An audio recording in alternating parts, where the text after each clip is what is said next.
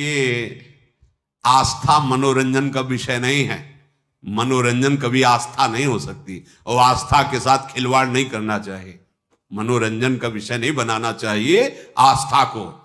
ये हमारे प्रभु की लीलाएं, प्रभु की भक्ति, ये हमारी आस्था है, हमारा अस्तित्व है, हमारा जीवन है। इसके साथ खिलवाड़ नहीं करना चाहिए। ये श्रद्धा और विश्वास और भावना का है जो इसको मनोरंजन बनाता है। मानो हमारी आस्था के साथ, हमारी भावना के साथ खिलवाड़ करता है। सावधान, मन भंजन करके और भगवत प्रेम अनुराग में डुबोने वाला ये भगवान का पावन चैत्र, भगवान की लीलाएं, भक्तों के चरित्र हैं। इनको हम मनोरंजन न समझें। चलो बस थोड़ी देर देख लेते, थोड़ी देर सुन लेते हैं। नहीं, ये परम सच्चिदानंद है। इसीलिए हम लोग अपनी आस्था के साथ खिलवाड़ करते हैं। जो मन आता है वो नाटक बनाते हैं, जो मन आता है वो नाटक देख लेते हैं, जो मन आता है। ऐसे नहीं है। ये हमारी आस्था का विषय है, ये हमारे अस्तित्व का विषय है, ये हमारे जीवन का विषय है। इसके साथ खिलवाड़ नहीं होना चाहिए। देखो, हमारे प्रभु जैसा ना तो कोई था, ना है, ना होगा। ये अनादि अनंत महामहिम भक्तजन कुछ उनकी लीलाओं का अनुकरण करके तन्मय होते हैं। उसकी भी लीला की एक मर्यादा है। जिस समय हमारे ठाकुर मुकुट धारण करते हैं, महारानी जी की चंद्रिका, तो स्वयं रासाचार्य जी को देखा साष्टांग दंडवत और आरती करके जय जय, मुकुट विराजमान, चंद्रिका विराजमान। लीला महासुख प्रदान करने वाली, हजारों को भक्त बना दिया भगवत लीला अनुकरण ने इस जीवन को ही। अगर वो लीला अनुकरण न देखते तो कैसे, क्या रास है, क्या ये मनोरंजन नहीं है। ये हमारी आस्था है, हमारा जीवन है, बहुत मर्यादित। हमने देखा है एक एक शब्द, एक एक कदम, क्योंकि ये केवल मनोरंजन नहीं, ये हमारी कृष्ण लीला, हमारे भगवान श्री हरि की रामलीला, या हमारे भगवान के पावन चरित्रों को मनोरंजन बनाया जाए। अपराध है, दंड भोगना पड़ेगा। लिख लो, हमारे प्रभु के पावन चरित्रों को यदि आप मनोरंजन बनाओगे, यदि उनका उपहास करवाओगे, जो मर्यादा रहित चेष्टा करोगे, तो कोई भी हो दंड भोगना पड़ेगा। यह अपराध है। बुद्धि भ्रष्ट हो जाएगी, लोक में निंदा होगी और आपको लाभ कदापि न यहां न वहां। यह हमारा जीवन है। इसी के सहारे से हम भगवदानंद की अनुभूति करते हैं। देखो, गोपीजनों ने लीला अनुकरण किया भगवान की। हमारे परम पूजनी ब्रजवासी जन भगवान की लीला का अनुकरण किए। लीला अनुकरण भगवत प्राप्ति का एक सुदृढ़ भाव प्रकट करता है।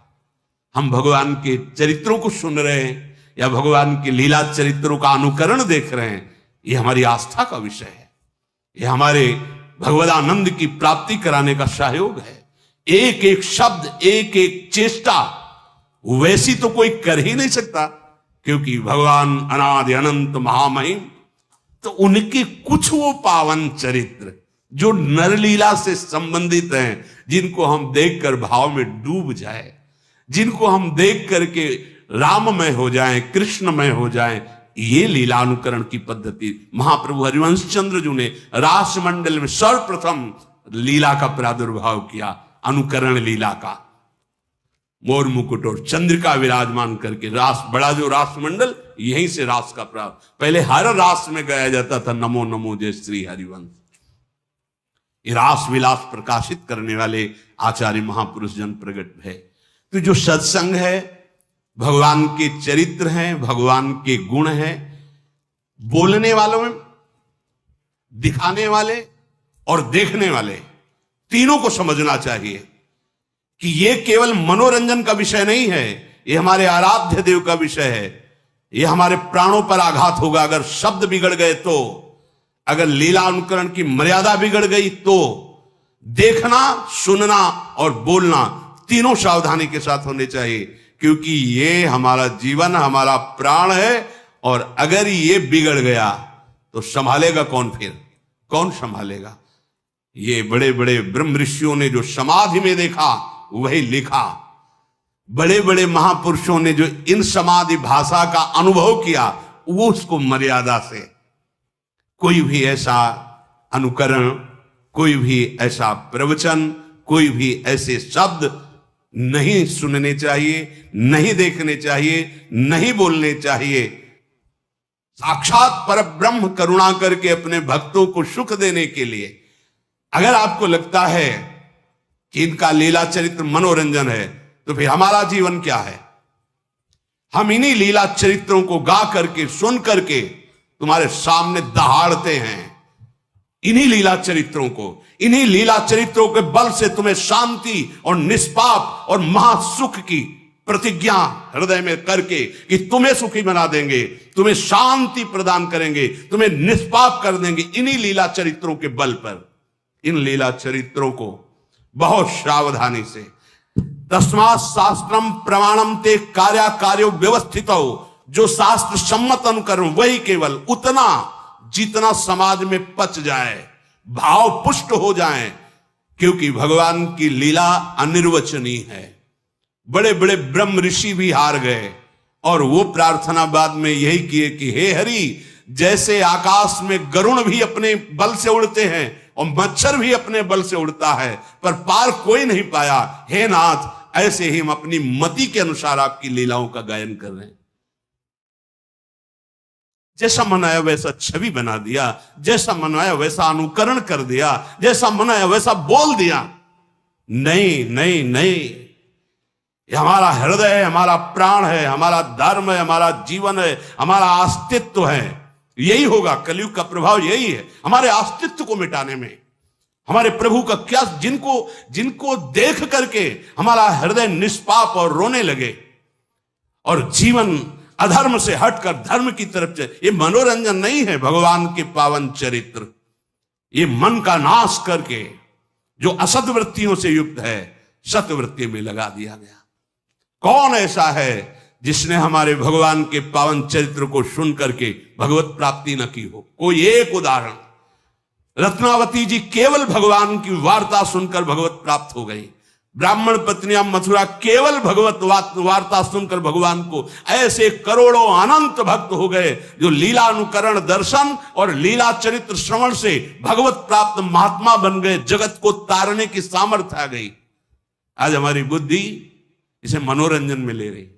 भगवान की लीला चरित्रों का अनुकरण, भगवान की लीला चरित्रों का गायन बहुत सावधानी से होना चाहिए, जिससे हमारी आस्था, हमारे आस्तिकता पर, हमारे हृदय आराध्य की कहीं भी उसमें चोट न पहुंचने पावे। अगर चोट पहुंचेगी तो विश्व में कोई ऐसा नहीं जो इस अपराध को पचा सके। तुम्हारा वैभव, तुम्हारी बुद्धिमत्ता, तुम्हारा बल, तुम्हारा प्रकाश सब नष्ट हो जाएगा।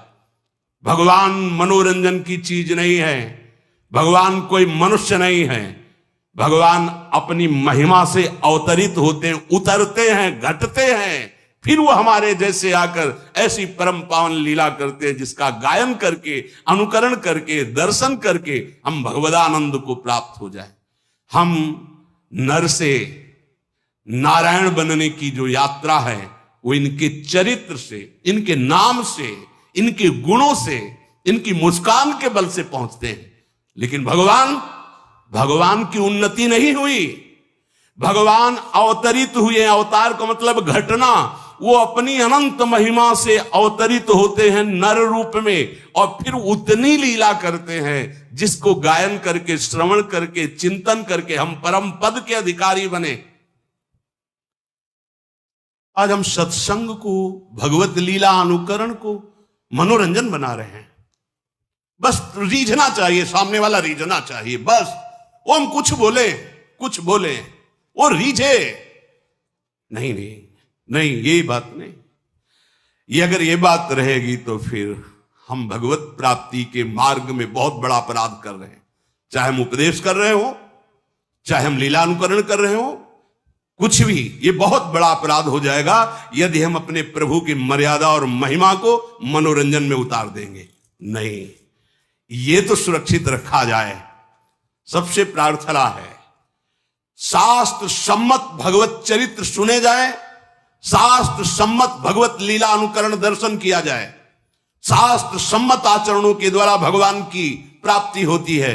मनमानी लीलानुकरण या मनमानी बोलना या मनमानी आचरण करना यह केवल नरक प्राप्ति का हेतु हो सकता है, भगवत प्राप्ति का हेतु नहीं हो सकता। बहुत सावधानी के द्वारा हम अपने मन को सत्संग में लगाए, भगवत लीला दर्शन में लगाए, भगवत लीला चिंतन में लगाए, इसी में परम मंगल होगा। ऐसे करुणा निधान भगवान के जो चरणों का आश्रय, कैसे हम समझ पाएंगे कि हमारे वो भगवान हैं? जहां राम शब्द जुड़ा, कृष्ण शब्द जुड़ा, वहां हमारा जीवन जुड़ गया, हमारा प्राण जुड़ गया, हमारी गर्दन झुक गई। राम शब्द निकलते ही, कृष्ण शब्द निकलते ही अगर कोई बोलता है सामने से जय राधे, तो हमारी गर्दन झुक जाती है कि तुमने राधा बोला। उन हमारे प्रभु के पावन चरित्रों को बहुत संभाल के बोला जाए, बहुत संभाल के अनुकरण किया जाए, नहीं तो कोई पावर नहीं तुम्हें लगता है, लेकिन तुम देख लेना परिणाम में पतन हो जाएगा, नाश शब्द तुम्हारे जीवन में जुड़ जाएगा। यह उपहास का विषय नहीं है भगवान श्री राम कृष्ण का पावन चरित्र, यह मनोरंजन का विषय नहीं है कि तुम जैसा चाहो वैसा बोल लो, नहीं, ऐसा नहीं है, ये नहीं है। यह धन कमाने का विषय नहीं है, ये परम धन कमाने का विषय है, परमानंद प्राप्ति का विषय है। आज हम अपनी मर्यादा से विचलित होते चले जा रहे हैं। जैसा मन आए वैसा संत का नाटक बना दो, जैसा मन आए वैसा भगवंत का नाटक बना दो, केवल मनोरंजन करना चाहिए बस। सत्य वस्तु को ऐसे मनोरंजन में नहीं प्रदर्शित किया जाता। जो मन आवे सो बोल दे। सामने जो ग्रंथ रखा है तुम्हें उसी को आधार बनाकर चलना है। अगर कृष्ण चरित्र है तो तस्मात् शास्त्रम प्रमाणम, रामचरित्र है तो तस्मात् शास्त्रम प्रमाणम। आप चाहे बोले चाहे लीलानुकरण करे, तस्मात् शास्त्र, एक भी शब्द शास्त्र प्रतिकूल बोला तो यह मत समझना कि शास्त्र खिलवाड़ है या भगवान के चरित्र ऐसे ही गा दिए गए हैं। तुम्हारे सामने जब दंड उपस्थित होगा तो तुम भोग नहीं पाओगे। हिरण्यकश्यप जैसे तुम नहीं हो कि ऐसी तपस्या करके त्रिभुवन विजेता बन गया, या रावण जैसे तुम नहीं हो, उनको भी धूल धूसरित कर दिया, वो पावन चरित्र है। इसलिए सावधान।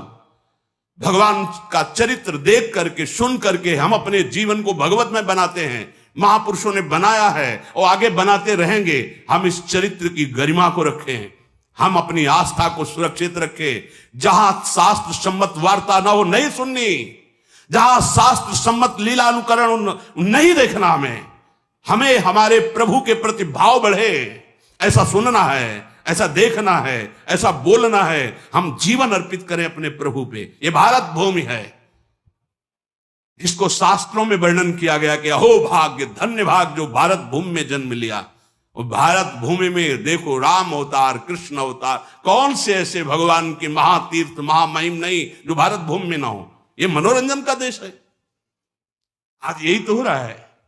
हम अपने जीवन को केवल मनोरंजन में ही बनाते चले जा रहे हैं। अब उसके लिए चाहे हमको जो बोलना पड़े, जो दिखाना पड़े, जो करना पड़े, नहीं नहीं भाई सावधान, ऐसा नहीं है।